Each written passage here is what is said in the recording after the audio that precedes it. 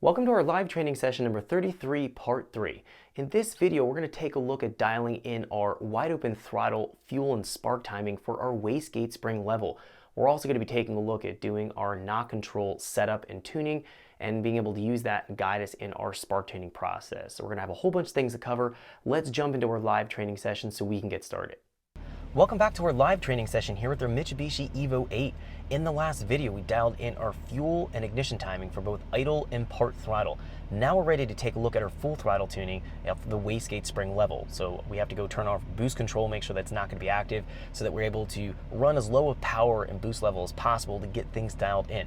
Now, a couple things about this. In our main fuel table here, we've essentially dialed in our negative 100 to about 0 in our manifold gauge pressure. Now, the manifold gauge pressure is a representation of our actual mat pressure and our barrel pressure, so it's going to be using both of those in the fuel calculation.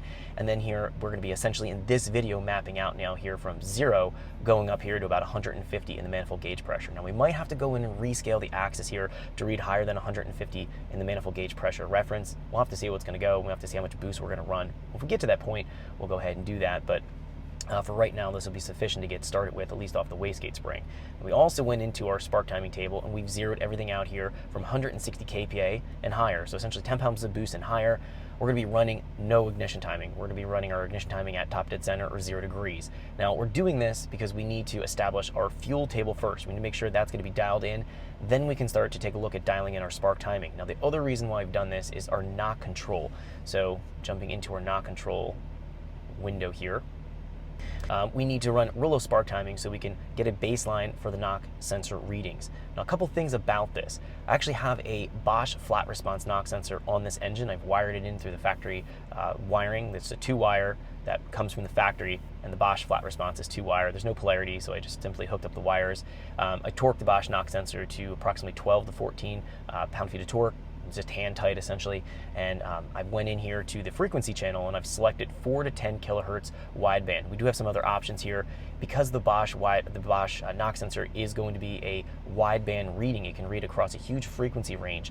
This is going to be more suited to this engine. Now, this engine is, based on the bore size, is going to be operating around a 7 kilohertz signal. So if we were going to be more specific, we could choose this 7 kilohertz narrowband signal. But because we have this Bosch flat response and they're relatively quiet across all of the frequency until we actually get an actual knock event or some kind of a noise, we're going to be able to choose this 4 through 10 kilohertz wideband option. So we'll click OK.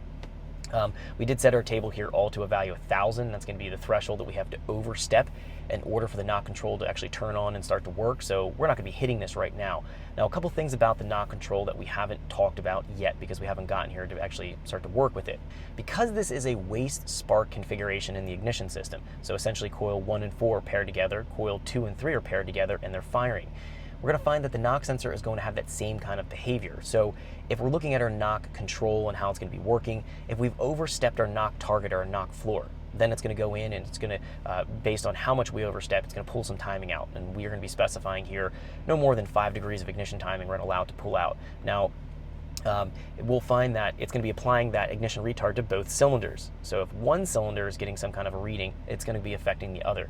And if you have direct fire coil on plug conversion on this, then it would just affect that single cylinder. So that's going to be the advantage of going to a direct fire system and not using this traditional waste spark system, which is my personal preference. But this vehicle has all the factory coils on it, so I'm not going to be changing it right now. The owner doesn't want to do that. But that would be the proper way to do this. We had per cylinder knock controls. This would still be knock control. It's just going to be applying itself to either 1 and 4 together or 2 and 3 together. Now, a couple other things with this that we need to keep in mind.